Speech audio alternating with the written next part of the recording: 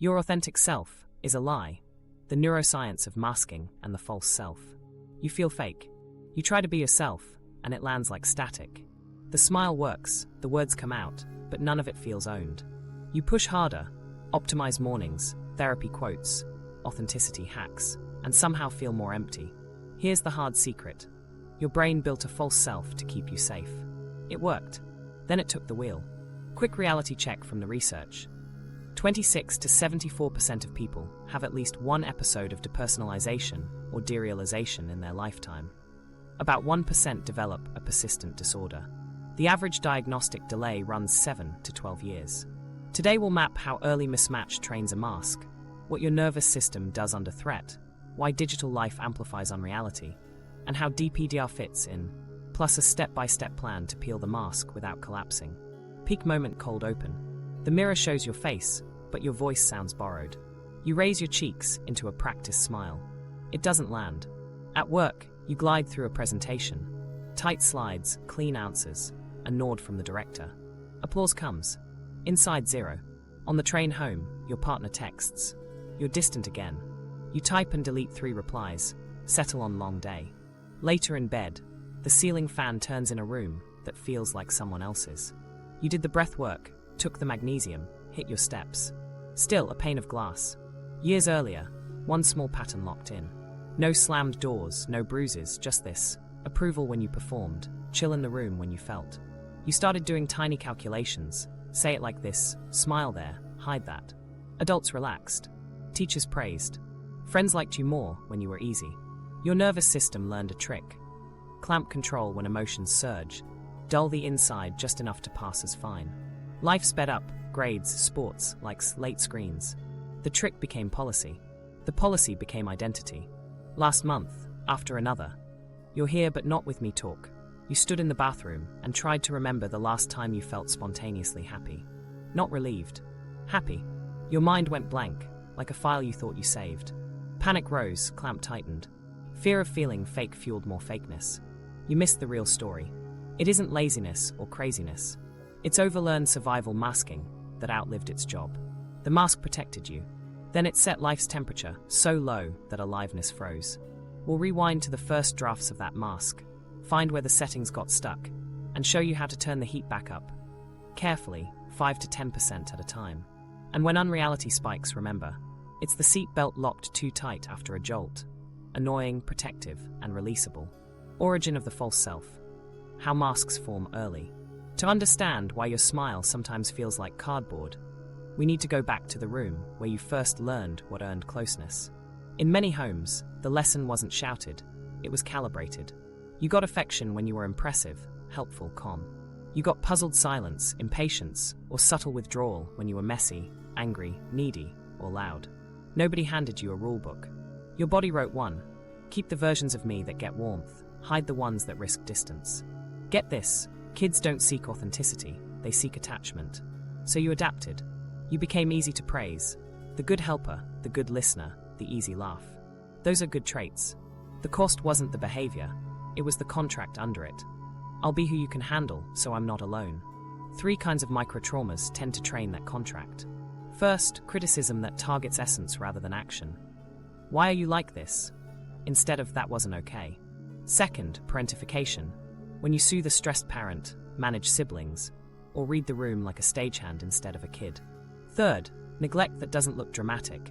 Nobody asks about your inner life, so your inner life stops knocking. Winnicott mapped this terrain decades ago. He described a compliant self that forms when a baby's spontaneous gestures aren't met and mirrored often enough. The child learns to present what the environment can use and hide what it can't. Over time, that presentation calcifies into the false self, organized, responsible, charming. The true self doesn't vanish, it retreats. It shows in sparks, laughing too loud at a joke, tearing up during a song, saying something unfiltered and then flinching. Those sparks felt dangerous, so you doused them. As Jung framed it, what you deny controls you, what you integrate transforms you. The disallowed parts don't disappear. They operate from the shadow until welcomed back. School and culture reinforced the contract. Grades measured worth, likability smoothed edges. Good kid, scripts rewarded suppression. You learned that a tidy narrative about who you are gets better returns than a living relationship with what you feel. The more you were praised for being mature, the more you optimized your mask. Social. Reward loops sealed it. Approval arrives faster than attunement. Your nervous system ran the math, hide to belong. Meanwhile, something else was happening in your body. Each time you swallowed anger to keep the peace or forced cheer to avoid seeming difficult, your system practiced dissociation in miniature. Not dramatic blackout, just a step away from the heat so things didn't boil over. Your breath migrated up into your chest. Your jaw carried the day's unspoken words. Your shoulders learned the shape of bracing. You kept functioning. Warmth got thinner. Micro-stories stack. A teacher praises your perfect essay. Nobody asks what you wanted to say. An aunt calls you such a rock. You were scared, but rocks don't shake. A coach says, toughen up. You did by numbing. 10,000 moments like that turn coping into character. The strategy becomes invisible. You don't think, I'm masking. You think, this is me. Now add modern amplifiers. Digital life runs fast and clips context. You post a version. It performs. The gap between performed self and felt self widens, but the likes vote for the mask. Late night scrolling pulls attention out of your body for hours. When you put the phone down, reality feels oddly flat by comparison. If you're already trained to keep the volume low, that flatness can linger, reading as derealization. The world looks intact, but the depth is drained. Here's the twist most people miss. The mask started as care. You cared for the relationship by shaping yourself. You cared for your nervous system by hitting the dimmer switch when feelings spiked. That care wasn't wrong. It was misapplied across time. The same skill that made you adaptable kept you from forming a sturdy inner yes and no. A quick litmus test. In a quiet room, can you name 3 preferences without referencing what others want? Coffee or tea, not what's available. Music that energizes you, not what's cool. A plan for a free Saturday, not what would be productive. If your mind scans other people's faces while you answer, the mask is answering first. What nobody knew at the time was that the brain rewires around repeated choices. Practiced compliance strengthens control networks and weakens spontaneous expression. In plain terms, the more you perform, the less you feel like the performer. Self, body, and world maps desynchronize. Ownership thins. You can ace the test and feel absent taking it. This was the moment everything changed for many people. The day they realize their competence is camouflaging burnout, and their kindness is covering resentment. The mask still pays, but the price has climbed. Loneliness inside closeness, output without meaning, and a background hum of unreality. In the aftermath of that realization, panic often arrives. I don't know who I am. That fear tightens the very clamp that produced it. To understand why, we need to look under the hood at how threat math works in the brain. But hold this first. Your false self isn't a villain. It's a bodyguard who stayed on duty too long. We're not firing them. We're retraining them, then inviting the part they've been guarding. The one that laughs mid-sentence, cries on the right beat, says no without apology, to step back into the room. The neuroscience of masking, control up, feeling down. To understand why the bodyguard stays on duty, we need the brain's threat math. Under pressure, your system trades aliveness for safety by shifting control upward and turning feeling downward. Practically, that looks like the prefrontal cortex tightening its grip while limbic circuits that add emotional color go quiet. You still perceive, speak, and act. You just don't feel owned by what you're doing. Here's the sequence.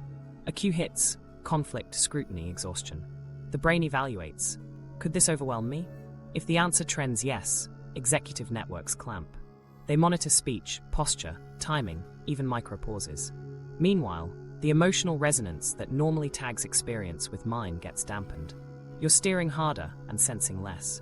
It works for passing the test, not for feeling alive taking it. In predictive brain terms, Lisa Feldman Barrett, your brain is forecasting danger and adjusting sensation to fit the prediction, turning down emotional volume to keep you stable.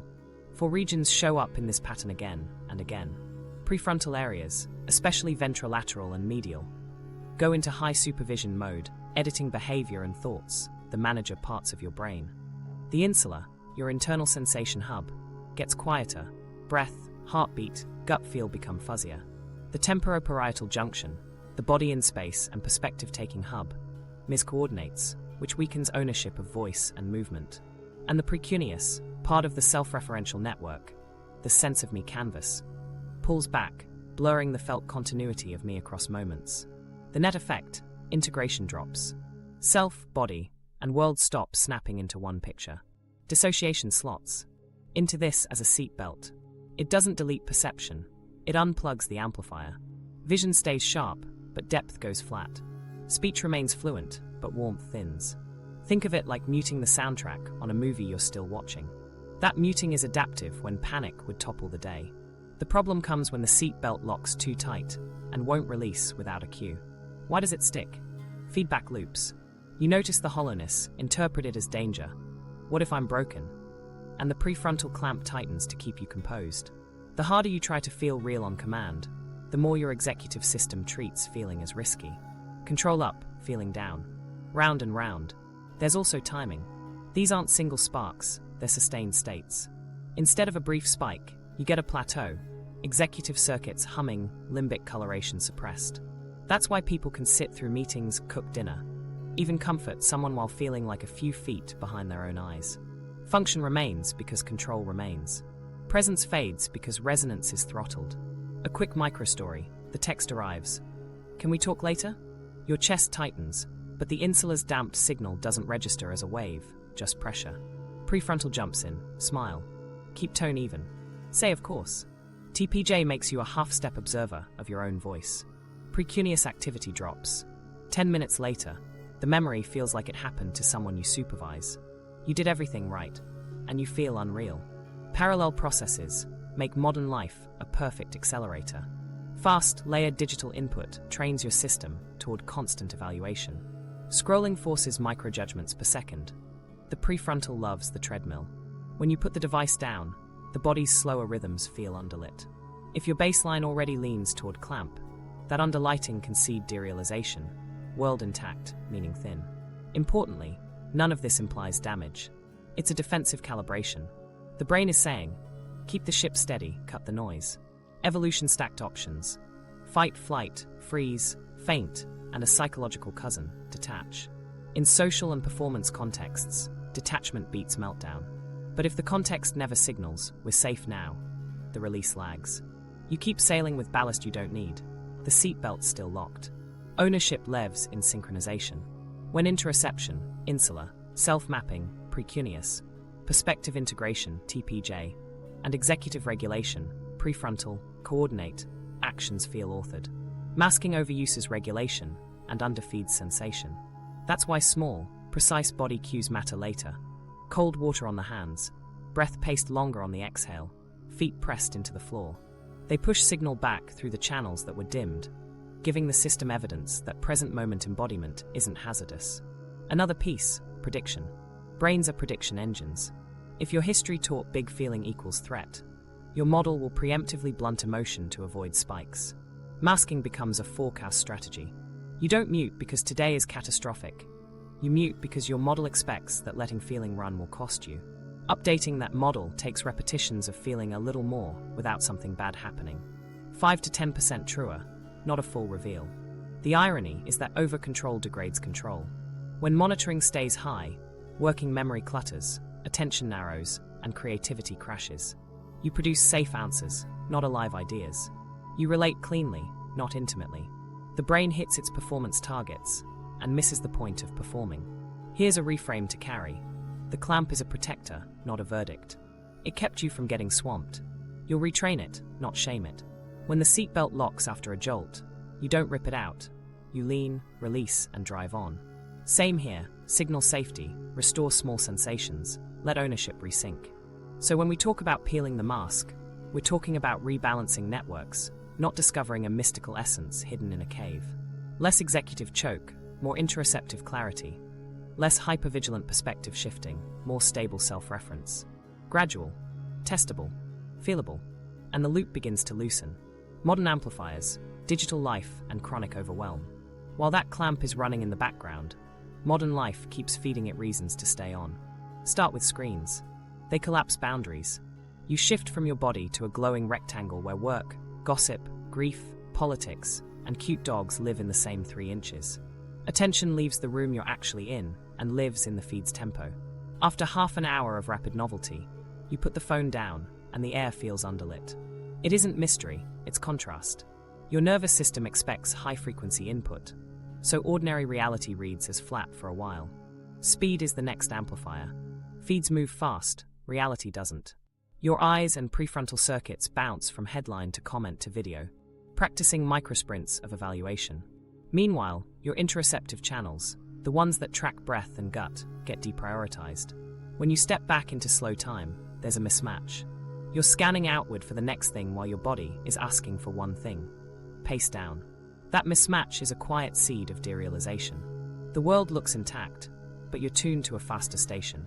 Sleep takes the hit first. Late screens push bedtime. Blue light delays melatonin. One short night blurs the integration network. Several nights stack. Fatigue doesn't always feel like yawning.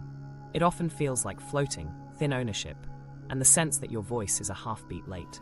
Add caffeine to outrun it, and you're wired tired. A perfect state for the prefrontal to clamp and the insula to fade. Sensory load piles on. Commutes, crowded spaces, notifications, overlapping meetings. The brain budgets resources. When demand exceeds capacity, it turns down volume where it can. Feeling. That doesn't mean you stop caring. It means the coloration drops so you can keep functioning. People describe it like living behind glass, not because their eyes are tricking them, but because their circuits are prioritizing throughput over depth. Then there's the performance economy. Online life rewards presentation. You build a profile, angle a post, collect microfeedback loops on your identity. The mask gets metrics. If the childhood contract taught hide to belong, platforms offer proof. Polish performs. The gap between performed self and felt self widens, but the numbers congratulate the gap. It's hard to argue with a winning score, even when the prize is emptiness. Cannabis and late-night loops add another layer. For some, THC shifts time and interoception in ways that echo dissociation. If you already lean toward clamp and damp, that altered state can tip you further into under-ownership the next morning. It isn't a moral failing, it's a mechanical nudge. Combine it with poor sleep and heavy scrolling, and you've built a 3-step recipe for unreality. Stimulate, sedate, subtract, rest. Work culture completes the stack. Constant availability blurs home and office. You carry a pocket portal for other people's urgency. Even when you're off, your body doesn't fully believe it. Hypervigilance isn't just for danger, it's for email. A ding is a micro-threat to status. Executive control stays humming, waiting to respond. Feeling, again, waits its turn. Meanwhile, something else is happening in relationships. Messaging replaces long conversation. You curate tone, delay response, polish mini versions of yourself dozens of times a day. Face-to-face, your system expects that controllability and panics when there's silence or misread signals. The same control that protected you online makes in-person spontaneity feel risky. You reach for the mask without deciding to. Here's a quick pattern check. Notice how often you come up for air from devices and think, why does everything feel off? Track it for a week. If the answer clusters around long scroll sessions, late nights, and stacked obligations, you're not imagining it. You're measuring an amplifier. This isn't an argument to abolish screens or quit your job. It's an argument to adjust load and timing, so your nervous system can stop preemptively blunting reality. Practical levers exist. Boundaries that widen the gap between high-frequency input and rest. A phone parking spot outside the bedroom. A no-scroll window for the first hour after waking and the last hour before sleep. Batch notifications, not constant pings. Even a 20% reduction in immersive time can shift baseline presence. Slow the tempo on purpose. Replace some consumption with sensory anchors that run at body speed. A walk without audio, cooking without video, a playlist you feel in your ribs. 10 minutes counts. You're not chasing vibes. You're feeding the channels masking starved. Protect sleep like it protects you. Regularity beats perfection. Aim for consistent lights out. Dim light an hour before bed, and fewer late stimulants. If you use cannabis, track dose and timing against next day presence. The goal isn't purity, it's calibration. Finally, test small in-person risks. One conversation a day where you don't over-edit. One micro-honesty in a low-stakes context.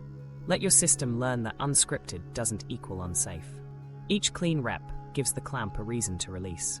Modern life isn't the villain. It's a multiplier. You can dial it down. How masking shows up, the pattern you keep missing. While all that is running under the hood, It shows up on the surface in ways you keep rationalizing as just how I am. Start with social autopilot. You're polished, agreeable, quick with a nod and a bridge sentence that keeps conversation smooth. People say you're easy to be around. They're not wrong. You're also not there. You time your laughs a half beat after the room, ask tidy questions, mirror energy, and leave without a single thing about you having touched the air. Later, you replay the night and realize you can't remember a moment you felt a real tug inside. Identity fog hides behind competence. Someone asks your preference and your mind goes blank, then sprints to gather metadata. What's expected, what they like, what would be efficient. You borrow opinions the way you'd grab a jacket at the door. Functional, not yours. When pressed, you offer a well-argued stance you don't feel. The body tells on you, chest breath, jaw set, a micro headache behind one eye. Signals that the answer didn't come from inside. Relationships surface the split like nothing else. Your partner says, "You're here, but not with me." You can list the ways you're present. Logistics handled, calendar aligned, supportive text sent.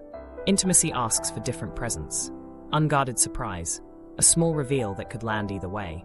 Letting your face show hurt before your mind scripts it. When closeness leans in, detachment often fires. Eyes glaze for 3 seconds, you reach for a fix, you joke to move past the edge. The other person senses the glass. They don't always name it, but they step back. Work hides the cost in praise. High output, tidy decks, clean edits, careful handoffs. You're the person people trust with a deadline. Burnout wears a suit in your world. You look rested to others because you don't explode, you implode. Fulfillment quietly drains. Projects that used to spark feel like sand. Instead of noticing, you double down on process improvements and the next credential. Competence balloons, meaning shrinks. A quick micro-story. Breakfast.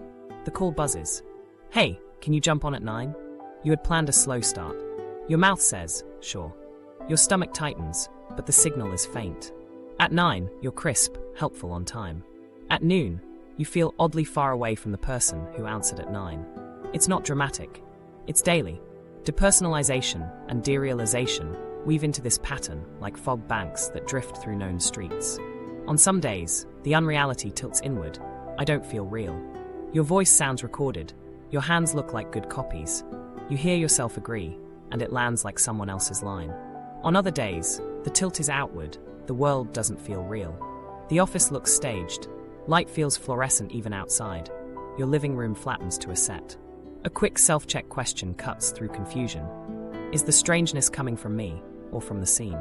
You don't need a perfect answer, just a direction that guides how you steady. Remember the stats. Most people will have a brief episode at least once, but about 1% develop the persistent version. If yours lingers for weeks and disrupts life, get evaluated rather than waiting years. Here's a practical pattern test you likely skip. At the start of a social plan, ask yourself, what would be slightly more honest than last time? Not the whole truth. 2% truer. If you feel the urge to add a cushion, note where. Masks love cushions. They also love certainty.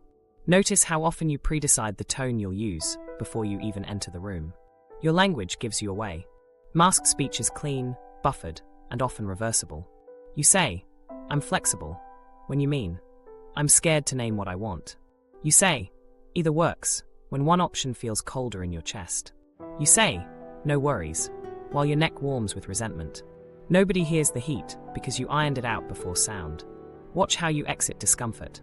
Conflict arises. You reframe to logic in 6 seconds. Someone compliments you. You deflect to process. A friend shares a win. You pivot to them faster than you can register envy or admiration. The move seems generous. Sometimes it is. Often it's a detour around feeling. Online, the mask has a wardrobe. You select angles, calibrate captions, and leave with a clean digital trace. When you post something slightly weirder, and your insides light for 2 minutes, you delete it because the numbers are low. Then you talk yourself out of caring with a neat speech about algorithms. The brain heard the lesson. Don't be that alive here. You miss the pattern because it pays. Fewer fights, fewer awkward pauses, fewer visible stumbles. But the receipt prints quietly. Hours vanish in fog. Warmth takes longer to arrive. Sleep doesn't repair presence. You're respected by people who don't know you and loved by people who feel strangely alone next to you. This is not a character indictment. It's a calibration report. The mask kept you safe and got you here. Now it's stealing inches of you from the days you actually live. Time to measure the contours on purpose, so we can loosen without collapse. The false self-audit, a 10-minute self-check. You don't fix what you can't see. For the next 10 minutes, you're going to map the mask. Not to shame it, but to see where it's tight and where it's doing useful work. Set a gentle timer. Breathe once. We're going fast and specific. Start with energy. On a blank page, write 2 columns, spikes and drains. Think about yesterday. What gave you a tiny lift? A song in the kitchen, a weird meme, 5 quiet minutes in the sun, finishing a task. What left you thinner? A meeting where you nodded a lot, a favor you didn't want to do, late scroll. Aim for 5 in each column. Don't justify. Circle 1 drain you can reduce by 10% this week. That's a lever. Next, the unsaid. Write 1 sentence you avoided saying in the last 48 hours. Keep it small. I'd rather Thursday. I didn't like that joke. I need 20 minutes. Now write a slightly more true version that you could have said safely. You're not ripping, you're peeling. Star the low-stakes context where you'll try that line once this week. Now track blanks. When do you go empty? List 3 contexts where your mind fogs or you default to agreeable. First dates, team stand-ups, family dinners. Beside each, note the body signal that shows up with the fog. Chest tight, jaw set, breath high, hands numb, face numb. You're pairing context with tells, so your system can catch itself sooner. Ownership scan. Think of the last 7 days. Name 1 memory that feels oddly not yours, as if you watched yourself do it. Write 50 words, describing it with sensory detail. What the room smelled like, what color the shirt was, the way the chair felt. Ownership improves when detail returns. If it warms even a little while writing, that's data. The insula woke up. Time vanishing. Note 1 window where hours disappeared into fog. Don't punish. Just label. When what preceded it, what followed. If the pattern reads screens plus sleep debt equals thin reality, you've found an amplifier. Draw a small bracket around 1 changeable element. Timing, duration, or environment. Mark it 20% less. Boundaries pulse. Draw 2 lines. Overpromise and silent resent. Under overpromise, list 1 place you said yes to avoid friction. Under silent resent, write where you complied while warming with anger. Now write a micro-boundary you could have used. Not a speech, a sentence. I can do X, not Y. I'm in for an hour. I'm not available today. Circle the smallest one to test. Body snapshot. For 30 seconds, scan from feet to face. Say out loud what you feel, even if it's numb. Then do 3 cues. Press both feet into the floor. Unclench your jaw on a slow exhale. Roll your shoulders once. Check again. Tiny shifts count. Write what changed. You're teaching your nervous system that sensation can move without danger. Context scoring. Make 3 headers: home, work, online. For each, rate mask strength from to 10, being unmasked, 10 being fully performed. Under each, add 1 line about when it spikes and 1 about when it loosens. Example: work, spikes in cross-functional calls, loosens during whiteboard sessions. Online, spikes when posting, loosens in long DMs. You're locating hotspots and islands of ease. Quick preference test. Coffee or tea? Mornings or nights? Walk or lift? Solo or group movie? Pick without referencing anyone else. If your eyes drift to imaginary faces, that's the mask answering. Put a dot next to any answer that came with warmth. You're rebuilding a map of mine. Relationship micro-audit. Think of 1 person you love. Write the last moment you softened around them without planning it. Then write the last moment you armored. What preceded each? If armor follows requests, you're detecting threat in ask. That's useful to know before we practice asks. Panic plan, dry run. Write a 3-line script you'll use when fakeness spikes. Protect to hear. Labeling, clamp. Breathing out longer. Name 5 things I see. Add 1 orienting line you like.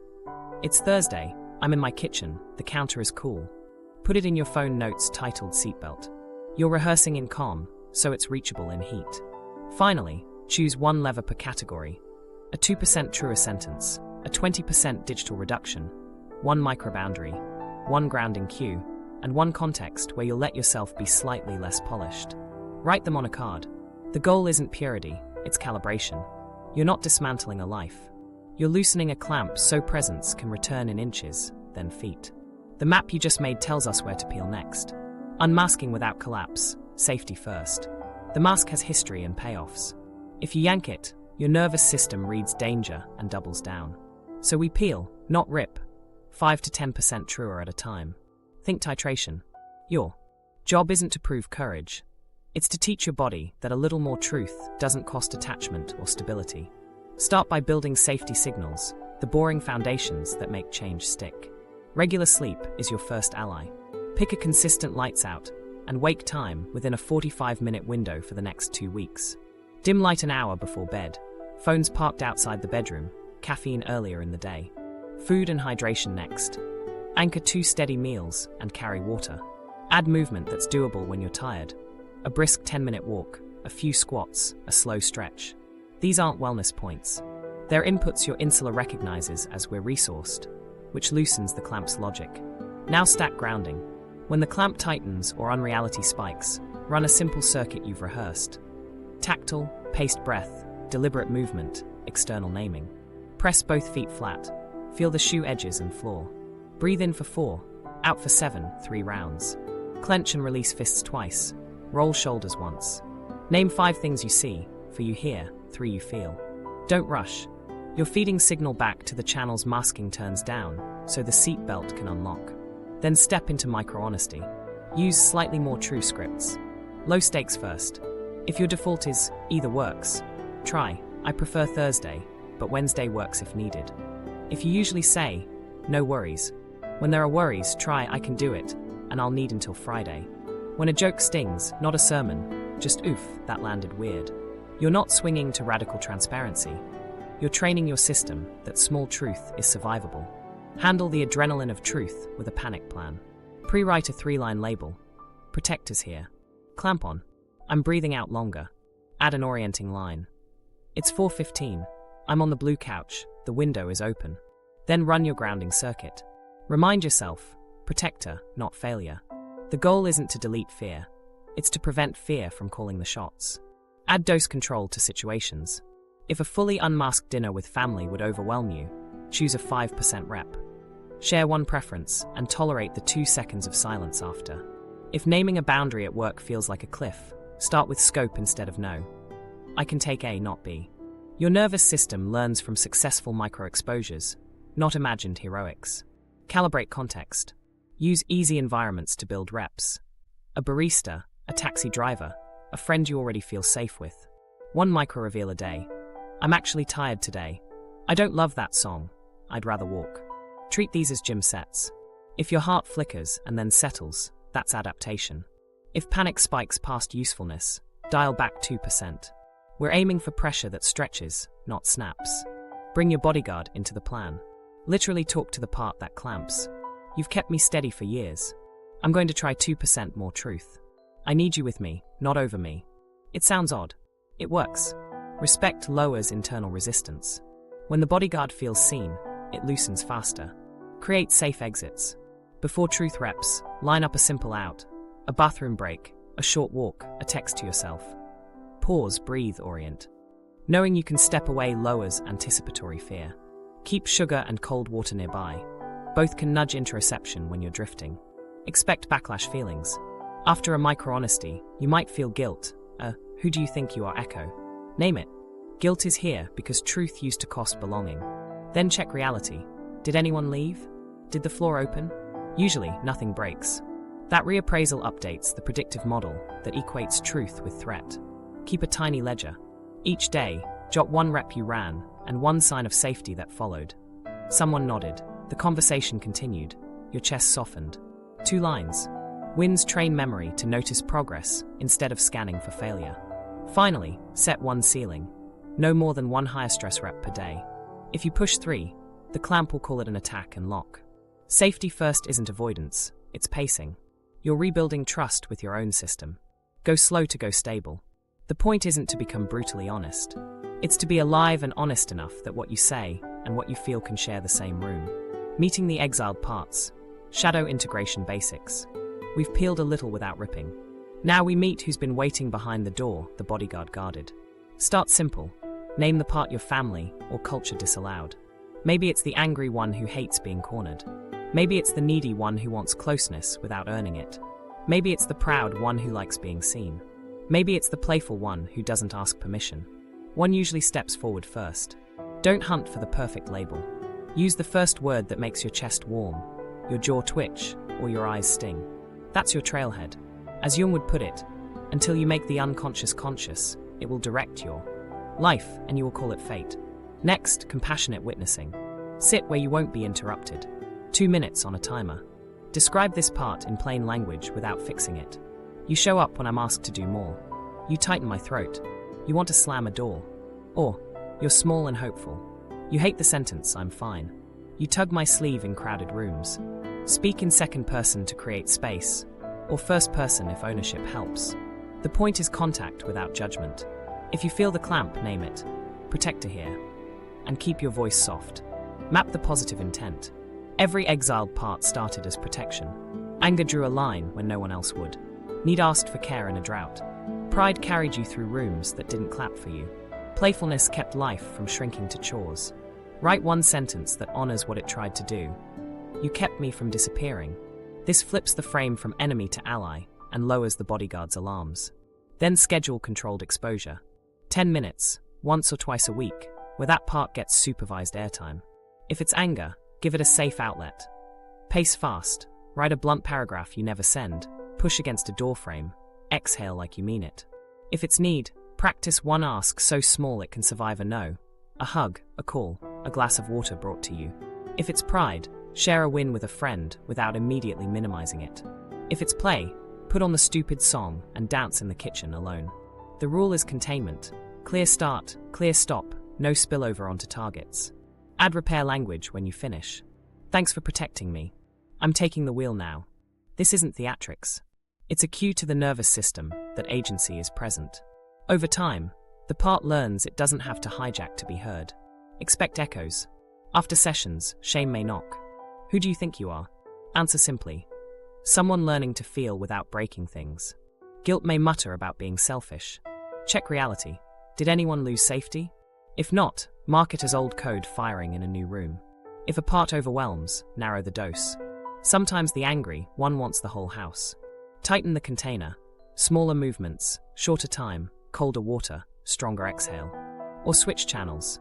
Draw it, move it, record a voice note to yourself, then delete it. Different mediums distribute heat differently. Pick what stretches, not floods. Parallel mini-reveals help integration stick. Use slightly more true scripts while the part warms in practice. When anger flickers in a meeting, you might say, I'm at capacity. I can do X, not Y, instead of swallowing it. When need rises with a friend, try, do you have 5 minutes to listen? When pride wakes, post the small win without over-explaining. When playfulness taps, add one offbeat comment and let the silence breathe. These are the daily stitches that bind the part to your life. Keep a log with 3 columns: part, practice, aftermath. Anger, doorframe push, 6 minutes. Quieter afternoon, mild guilt. Need, asked for a call. Heard yes, tears after, then relief. Pride, shared win, 2 likes, felt raw, then warm. Patterns emerge. You'll see which contexts welcome which parts, and where your bodyguard still overreacts. One caution: spiritual bypassing dresses up as wisdom here. Calm phrases used to outrun heat are just the mask in a robe. It's all love. While your chest burns, teaches your system that truth is unwelcome. Feel first, frame later. Another trap: chasing a perfect, true self. Integration beats purity. A coherent life contains contradictions, soft and fierce, humble and proud. Use an integration mantra to steer. Coherence over performance, aliveness over applause. Say it before exposures, say it after. It reminds the protector what success looks like now. Finally, share the project with one steady person. Give them a 1-sentence brief. I'm practicing 10-minute sessions with my angry part. If I seem sharp after, I'm okay. Ask if I want water. Co-regulation accelerates learning. The body trusts faster when another regulated system nods. What happens when this works? Intervals of warmth show up sooner. Decisions land with more weight. No arrives cleaner. Yes carries heat. Time returns to you in minutes that feel owned. That's the point. Not a dramatic reveal, but steady inches of self coming home. Now we'll shape this into a simple 30-day plan, so practice doesn't depend on mood. The 30-day reclamation plan. We'll keep it simple, structured, and safe. For weeks, each with one focus and small daily reps. You're not proving anything. You're training a nervous system to trust presence again. Week 1. Regulate and observe. This week is about foundations and noticing. Pick a wake and sleep window within 45 minutes and hold it 6 nights. Park the phone outside the bedroom. In the first hour after waking and last hour before bed, no scroll. Let your body catch up to itself. Each morning, run your grounding circuit once. Feet press, 4 to 7 breath 3 rounds, clench release, name 5 things you see, 4 you hear, 3 you feel. Then carry a tiny notebook or a notes file titled Signals. All day, you jot micro-observations without fixing them. Chest up, jaw tight, hands warm, breath shallow, eyes glazed, small burst of warmth. 10-second notes. At night, add 1 line. What reduced fog 10%? A song? Sun on your face? Cold water? You're mapping levers you can actually pull. End each day with 1 preference question answered fast. Coffee or tea? Window open or closed? Socks on or off? Don't justify. Let your body pick. Week 2, micro-honesty. Keep week 1's sleep and grounding. Add 1 2% truer statement per day in a low-stakes context. Use scripts. Instead of either works, try, I prefer Thursday. Instead of no worries, try I can, and I'll need until Friday. When a joke lands wrong, say, that stung a bit. Expect a flicker of heat. Run your panic line quietly. Protectors here, breathing out longer, then stay. Each evening, log the line you used, the body reaction, and what actually happened. Most of the time, nothing breaks. That's the data your brain needs. Once this feels steady, try 1 slightly riskier reveal with a safe person. 1 sentence about tiredness, envy, or excitement. 5 seconds, then breathe. You're updating the prediction that truth equals threat. Week 3, preference reps. Each day, you choose 3 small things on purpose and feel for warmth. Music, lunch, route, shirt, chair, tempo. Say it out loud. I'm picking X. After each, pause for 10 seconds and scan. Any warmth, breath drop, jaw ease? Note it. Add 1 10-minute ownership block daily. No input, no output, just doing 1 activity at body speed. Chop vegetables, fold laundry, sit in the sun. Narrate 5 sensory details while you do it. This is not productivity. It's teaching your insula the texture of now. Midweek, run a weirdness rep online. Post something slightly less polished.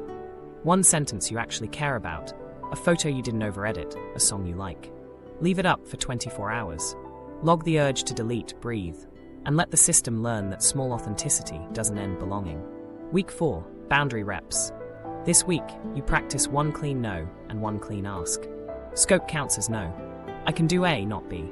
Time limits count as no. I'm in for an hour. For the ask, keep it survivable. Do you have 5 minutes? Can you grab milk? Can we move this to tomorrow? Before each rep, pre-run your exit. Bathroom break, water, step outside. After each, log what actually happened and 1 body tell that softened. Then add 1 part session of 10 minutes. Anger, need, pride, play, contained like we set up earlier. When you finish, say, thanks for protecting me. I'm taking the wheel. On day 28, choose 1 context to be 5% less polished. Let silence land in a meeting. Don't fill a lull on a date. Let your face show how you feel for 2 seconds longer than usual. Run your panic line, breathe, and stay. Weekly reviews stitch this together. End of week 1. Circle 3 levers that reliably warm you. Schedule them next week like appointments. End of week 2. List 2 scripts that felt natural. Keep them, and retire 1 that felt too big. End of week 3. Pick 2 preference categories that light you up. Repeat them daily for another week to cement ownership. End of week 4. Choose 1 boundary you can institutionalize. A default meeting length, a phone parking spot, a day you don't schedule late calls. Across all 4 weeks, reduce immersive digital use by 20%. Batch notifications. Set 2 windows for replies. Move the doom scroll slot to a bright room, standing, with a timer. You're cutting intensity, not going monk. Non-negotiables. 1 grounding circuit daily. 1 preference pick. 1 line logged. Sleep window held most nights. Optional when stressed. Cold water on hands. A 5-minute walk. A page of sensory writing about any moment you want to feel more yours. If you miss a day, you didn't fail. You resume training. The point is not perfect streaks. It's convincing your nervous system, through dozens of tiny proofs, that presence is safe enough to return. Pitfalls, myths, and reframes. There's a set of traps that pull people back into masking the moment they start to loosen it. The first is the myth that authenticity equals total transparency. You don't need to dump your diary on the dinner table to be real. Think titrated truth. The right dose in the right room at the right time. 5 to 10% more is enough to update your nervous system. If your body surges after a reveal, that's not proof you overshared. It's proof the prediction model still believes truth costs belonging. Reframe. Authenticity is appropriate truth delivered sustainably. Second pitfall, chasing a perfect true self. The brain loves a clean destination. One day you'll arrive, mask-free, glowing. That fantasy becomes another mask, because life keeps shifting. You're different rested versus sleep-deprived, with family versus colleagues, alone versus on stage. Integration, not purity. The reframe is coherence. Actions, words, and inner state more aligned more of the time. You don't need one final identity. You need enough consistency that you feel like the same person across rooms. Third trap, spiritual bypassing. Calm phrases that skate around heat, gratitude used as a lid. It's all love, spoken while your jaw is clenched. Wisdom can be a costume for avoidance. The sequence that works is simple. Feel first, frame later. Ground, name the body signal. Let a notch of heat move, then bring in meaning. Reframe, regulation supports truth. It doesn't replace it. Fourth, relapse shame. You'll have days when the clamp slams shut, when derealization drifts in, when you gnawed through an hour you wanted to live. That's not failure. It's a nervous system running an old program under load. The reframe is reps. Muscles shake when they're building capacity. Nervous systems flicker when they're updating. Track the direction, not the perfection. Shorter fogs, quicker warmth, cleaner nose. Fifth, overcorrecting. You rip instead of peel. Drop a heavy truth in an unsafe room. Or swing to radical honesty that scorches bonds you want to keep. That usually happens after long suppression. The reframe is pacing. Courage without dosage becomes chaos. Keep your truths bite-sized and testable until your body learns safety. Sixth, self-judgment around anger, need, or pride. Those parts were exiled for a reason. When they show up, the inner critic calls them childish, selfish, or cringe. Remember what we mapped. Every exiled part started as protection. Reframe them as energy you steward. Anger sets edges. Need builds intimacy. Pride consolidates wins. Play keeps you human. Seventh, treating screens like neutral background. They're not neutral for a clamp-prone system. Late-night immersion plus poor sleep is rocket fuel for unreality. Reframe digital hygiene as an integration tool, not a moral stance. 20% less immersion is not about virtue. It's about bandwidth for ownership. Eighth, mistaking composure for health. You can look centered and be dissociating exquisitely. Calm is useful, feeling is vital. Reframe. Aim for warm steadiness, regulated, with enough color in your voice and body that you feel like the one speaking. Ninth, turning tools into rituals you perform to avoid feeling. Grounding becomes a checklist you recite while skipping the 10 seconds where your chest actually tightens. Reframe. Every tool delivers a sensation. If you can't name a physical shift, feet heavier, breath longer, shoulders softer, you're doing performance, not practice. 10th, social pushback. The moment you start being slightly more true, some people will say, "You've changed." They're right. The mask used to make their lives easier. Prepare scripts that keep connection without collapsing your boundary. Try. I'm practicing saying what's true for me a little sooner. I still want to work with you. Or, I'm being clearer so I don't build quiet resentment. If someone escalates, use scope and timing. I can keep talking for 10 minutes.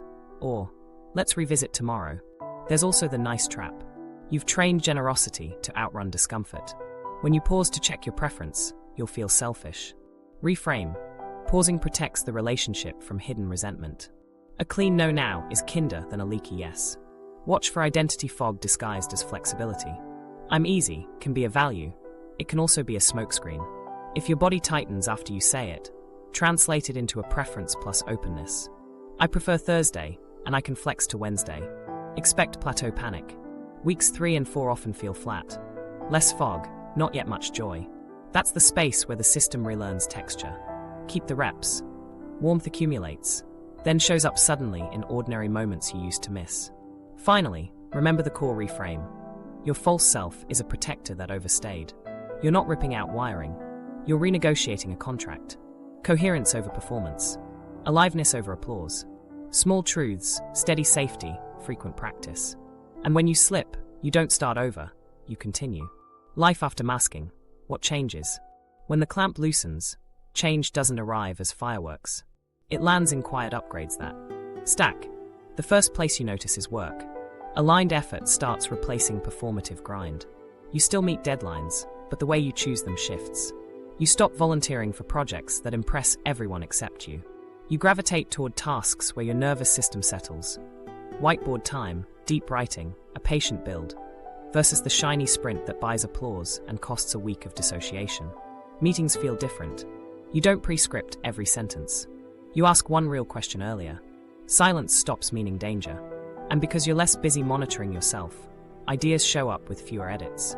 Creativity returns not as genius, but as warmth in your chest when a thought lands and your voice arrives with it. Career choices clarify. The mask said yes to brand and proximity to status. The unmasking you asks a plainer question. Would I want my days filled with this, without witnesses? That question trims paths. Sometimes you change roles. Sometimes you keep the role and change scope. You cap meeting lengths, batch replies, pick a narrower lane, and go deeper. Burnout stops hiding under competence because you catch it sooner. Your body tells the truth before your calendar does. In love, intimacy grows with edges. Boundaries don't block closeness, they make it believable. You name your pace without apologizing for it. You say, I need a minute, and take it. Detachment still flickers at the edges of tenderness. But now you recognize the protector, label the clamp, and breathe while you stay. Your partner stops feeling like they're tapping on glass. Disagreements lose their fix-it-fast pressure. You can sit in a room where neither of you is edited, and the world doesn't tilt.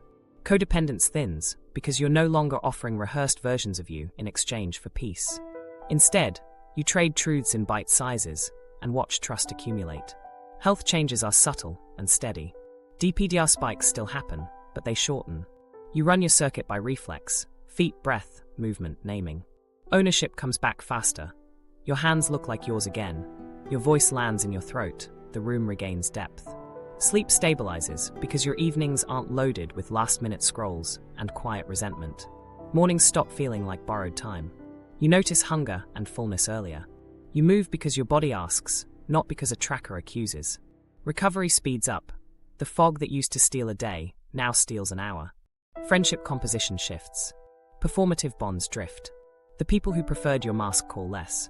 The ones who like your unpolished sentences lean closer. You spend more time with the friend who laughs at the wrong beat like you do, less with the crew that requires equal parts irony and exhaustion. You host smaller, longer dinners. You leave parties sooner. You feel less lonely around fewer people. Play returns, first as awkwardness, then as fuel. You take micro risks in public. An offbeat comment, a mismatched outfit you enjoy, a dance you didn't plan. The emotional cost of being seen drops. You still blush. You also keep going. Creativity starts feeding on surprise again. You try small art without posting it. You share some anyway, and don't watch the numbers like health signs. Output stays high, but feels less like extraction. Meaning gets quieter and heavier. You make values-led decisions that look smaller from outside and substantial from the inside. You choose an unglamorous role that lets you be present after 5. You take the train instead of the plane and use the extra time to write, not to perform being busy. You protect idle pockets because that's where your preferences speak. Your life doesn't expand in spectacle, it thickens in texture. Smaller life, richer life, stops sounding like a concession and starts sounding like a plan. Money conversations change tone. You stop buying calm through convenience and start buying time. Fewer subscriptions, more margin. You invest in the boring supports that keep presence ready. Decent food, a chair your back trusts, a therapist who understands dissociation, a cheap timer you actually use. Purchases shift from, how will this look, to will this help me feel owned in my day? Conflict becomes a practice, not a crisis. You catch your first impulse to over-explain and replace it with one sentence and one breath. I can't take that on. That joke stung. I want that, and I'm nervous to want it. Your face starts matching your words. People learn your actual edges. The ones who love you relax. The ones who love the endless flexibility either adjust or go. Spiritual language, if you use it, grounds itself in body. Gratitude follows sensation, not performance. Or happens in a shaft of light on your kitchen table. Not only on retreats. You stop using calm as a lid and start using it as a floor. Your mantra, coherence over performance, aliveness over applause, stops being a sentence and starts being a rhythm. Most days still include clamps, edits, and small retreats, but the overall direction bends toward presence. The mask becomes a tool you can pick up for a stage and set down at your sink. That's the real change. You feel like the one doing your life while you're doing it, and the minutes stop slipping by unfelt. The compact toolkit. You don't need 100 hacks. You need a small kit you'll actually use. Think daily, weekly, monthly, emergency, and markers. Daily, run a 5-minute grounding circuit. Press your feet flat and name the edges of your shoes. 3 rounds of 4 inches, 7 out breathing. Clench and release fists, roll shoulders once. Name 5 things you see, 4 you hear, 3 you feel. Then take 1 preference rep out loud. I'm picking black coffee, windows open, walk not drive. Follow with 1 micro-honesty. 2% truer than you'd usually say, low stakes. You're telling your system, I choose, I tell, nothing breaks. Stick a card on your desk titled seatbelt. 3 lines, protect to hear. Clamp on, lengthen exhale.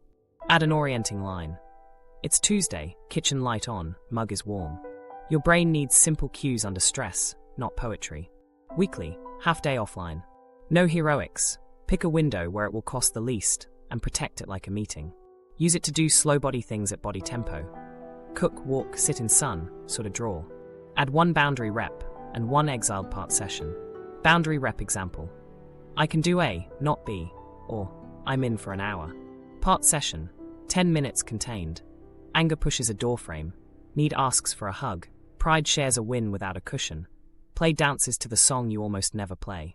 Close with, thanks for protecting me. I'm taking the wheel. Monthly, audit contexts. Headers, home, work, online. Rate mask from 1 to 10, then prune 1 performative habit. Examples, default no worries, auto replies, late night doom scroll, a calendar slot that always sprawls. Replace each with a small structure. I'll need until Friday. Phone parks outside the bedroom. Meetings capped at 45. You're making the path of presence the path of least resistance. Emergency protocol when unreality spikes. Name it fast, seatbelts locked. Plant your feet.